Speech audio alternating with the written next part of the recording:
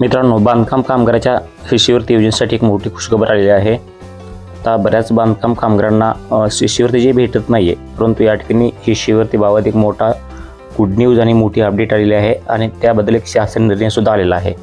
तर या ठिकाणी पहा, शासन निर्णय जे आहे ते 13 जुलै 2026ला आलेला आहे. तर ह्यामध्ये काय दिलेलं आहे की बांधकाम कामगारासाठी एक मोठी अपडेट दिलेली आहे. जे बांधकाम कामगाराच्या मुलांना स्कॉलरशिप लवकर भेटत नव्हती ती लवकर भेटणार आहे आणि त्या बांधकाम कामगाराच्या मुलांसाठी आता स्कॉलरशिपसाठी अर्ज कसे करायचे आणि त्यांना कोणकोणत्या योजना आता 2026मध्ये लागू आहेत संपूर्ण माहिती सांगणार आहे. त्यामुळे व्हिडिओ संपूर्ण बघा. चॅनलला सबस्क्राईब केलं नसेल चॅनलला सबस्क्राईब करा. तर या ठिकाणी पहा, शिक्षण हक्क कायदा 2009 अंतर्गत वय वर्ष 6 ते 14 वर्ष वयोगटातील इयत्ता 1 ते इयत्ता 8वी या सर्व मुलांना मोफत शिक्षण देण्यात येते. त्यामुळं थेट अनुदान स्वरूपात सहाय्याची आवश्यकता नसली तरी अन्य मूलभूत वस्तूंची त्यांना गरज पडते. आता या ठिकाणी पहा, इयत्ता 8वी नंतरच्या पाल्यांच्या शिक्षणाचा आर्थिक भार बांधकाम कामगारावर पडतो. पाल्यांच्या शिक्षणामध्ये इयत्ता 10वी व इयत्ता 12वी हे 2 महत्त्वाचे टप्पे असतात. अशा वेळी त्यांचे शिक्षण खंडित होऊ नये याची काळजी विशेष घेणे आवश्यक ठरते.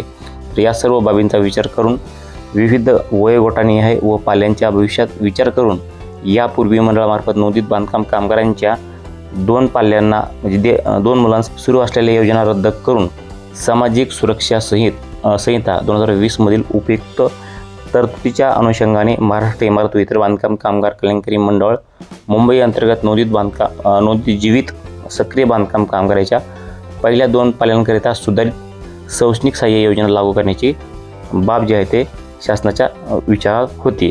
तर या ठिकाणी पहा, अशा प्रकारे जे आहे ते पहिल्या योजना जे शैक्षणिक योजना आहेत त्या बंद करून योजना आहेत स्कॉलरशिप योजना आहेत ती सुरू करण्याची बाब जी आहे ते शासनाच्या विचाराधीन होते असं या ठिकाणी दिलेलं आहे.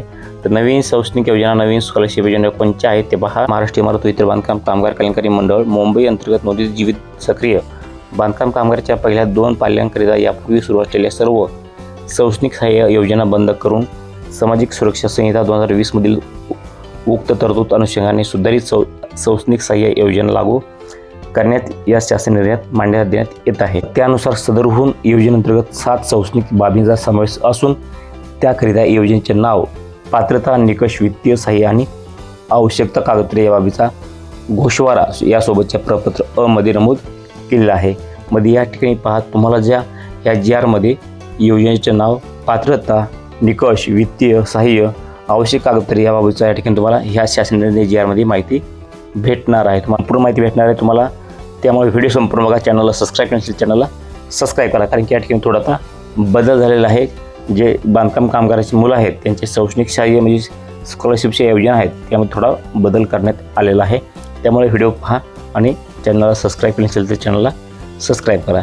या ठिकाणी पहा तुम्हाला कोणता बदल झाला आहे आणि कोणकोणते या ठिकाणी जे योजना नवीन आहेत त्या संपूर्ण पहा.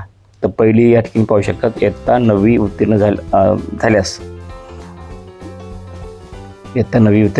झाल्यास पुढील शिक्षणाकरिता योजनेसाठी सहाय्य.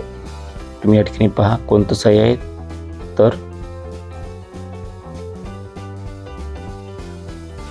या ठिकाणी पहा, इयत्ता 9वी उत्तीर्ण पाल्यास पुढील शिक्षणासाठी सहाय्य आहे. तर यामध्ये काय आहे, नोंदित जीवित सक्रिय बांधकाम कामगाराचे पहिले 2 पाल्य योजनेकरता पात्र राहणार आहेत. योजनेचे निकष या ठिकाणी पाहू शकतात. पात्रतेचे निकष, नोंदित जीवित सक्रिय बांधकाम कामगाराचे पहिली 2 मुले जे आहेत ते योजनेकरता पात्र राहणार आहेत आणि पती व पत्नी दोघेही बांधकाम कामगार म्हणून मंडळाकडे नोंदित असल्यास केवळ एकच लाभ अनुदेय राहील.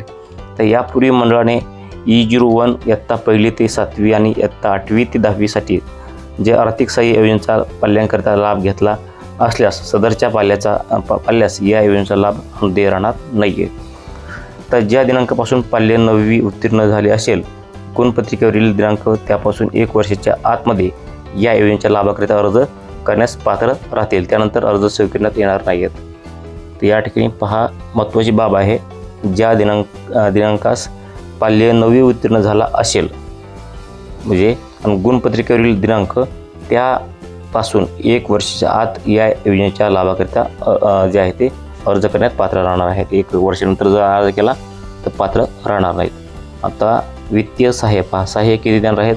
तर सदर योजनेअंतर्गत रक्कम 20,000 प्रति पाल्य इतक्या लाभाची रक्कम बांधकाम कामगाराच्या बँक खात्यात वर्ग करण्यात येणार आहे. कोणाकोणाला 9वी उत्तीर्ण झालेल्या मुलांना. आणि आता आवश्यक पात्रते काय आहे ते पहा. तर पाल्याचे आधार कार्ड ओळखपत्र, पाल्याचे इयत्ता 9वीमधील शाळेचे ओळखपत्र आणि पाल्याचे इयत्ता 9वीमध्ये उत्तीर्ण झाल्याची गुणपत्रिका तुम्हाला हे या ठिकाणी देणं गरजेचं आहे. तर हे समजलं तुम्हाला हे 9वी उत्तीर्ण झालेल्या मुलांसाठी ही योजना होती. त्यांना 20,000 रुपये भेटणार आहेत. तर अशा प्रकारे हे तुम्हाला हे सांगितलेलं आहे. तर हे तुम्ही आणखीन पहा, पुढे आणखीन माहिती दिली. पुढं पण या ठिकाणी पाहू शकतात की पुढची जी माहिती आहे ती पुढे 11वी उत्तीर्ण झालेल्या विद्यार्थ्यांसाठी आहे. योजनेचे नाव काय आहे तर इयत्ता 11वी उत्तीर्ण पाल्य पुढील शिक्षणासाठी आर्थिक सहाय्य. त्यामध्ये पण काय झालेलं आहे की ते पात्रता नाही पहा. तर पात्रतेचे निकष असे आहेत की नोंदणीची 20 सक्रिय बांधकाम कामगारची पहिली 2 मुलं या योजनेकरता पात्र असतील. पती पत्नी दोघेही बांधकाम कामगार म्हणून मंडळाकडे नोंदीत असल्यास एकच या ठिकाणी नोंदी राहणार आहे. आणि यापूर्वी मंडळाने E01 इयत्ता 1ली ते 7वी आणि इयत्ता 8वी ते 10वीसाठी जर आर्थिक सहाय्य या मुलांनी किंवा 50% गुण प्राप्तीसाठी सहाय्य E03 इयत्ता 11वी ते 12वीसाठी योजनेच्या पाल्याकरता लाभ घेतला असल्यास सदर पाल्याचा या योजनेकरता लाभ अनुदेय राहणार नाही आहे. तर ज्या दिनांकास पाल्य इयत्ता 11वी उत्तीर्ण झाला असेल गुणपत्रिकेवरील दिनांकापासून त्या एका वर्षाच्या आतमध्ये या योजनेचा लाभाकरता अर्ज पात्र राहणार आहेत. आणि या मुलांना किती रुपये भेटणार आहेत तर या ठिकाणी पाहू शकतात 25,000 रुपये प्रति पाल्य इतक्या लाभाची रक्कम बांधकाम कामगारच्या बँक खात्यात वर्ग करण्यात येणार आहे. त्यानंतर तुम्हाला कागदपत्र कोणकोणती पाहिजेत पहा.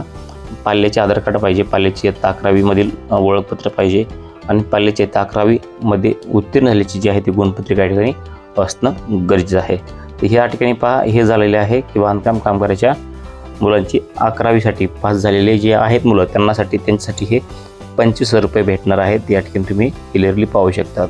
त्यासाठी तुम्हाला आवश्यक कागदपत्रे काय आहेत, पात्रतेचे निकष काय आहेत हे संपूर्ण सांगितलेलं आहे. तरी पण तुमच्या मनात काय संपूर्ण व्हिडिओ आपण पुढच्या व्हिडिओ सांगणार आहे, कारण की हा व्हिडिओ मोठा होईल खूप. त्यासाठी हा व्हिडिओ जे आहे ते 2 टप्प्यात बनवलेला आहे. पुढच्या व्हिडिओत पण सांगणार आहे की बांधकाम कामगारच्या मुलांसाठी आणखी कोणकोणत्या शैक्षणिक योजना म्हणजे स्कॉलरशिपसाठी शिष्यवृत्तीसाठी कोणकोणत्या योजना या ठिकाणी अपडेट आलेल्या आहे आणि कोणकोणत्या या ठिकाणी योजना स्कॉलरशिपसाठी जी अपडेट आहे आणि कोणकोणता बदल झालेला आहे आणि त्यांना कशा प्रकारे अर्ज करायचा आहे संपूर्ण माहिती जी आहे ते आपण आणखीन पुढच्या व्हिडिओमध्ये बघूया. परंतु तुम्ही ह्या व्हिडिओमध्ये कोणकोणत्या योजनेसाठी अर्ज करणार आणि कोणकोणत्या योजनेसाठी माहिती घेतली नक्कीच तुम्हाला समजली असेल तर व्हिडिओ लाईक करा, चॅनलला सबस्क्राईब करा. धन्यवाद.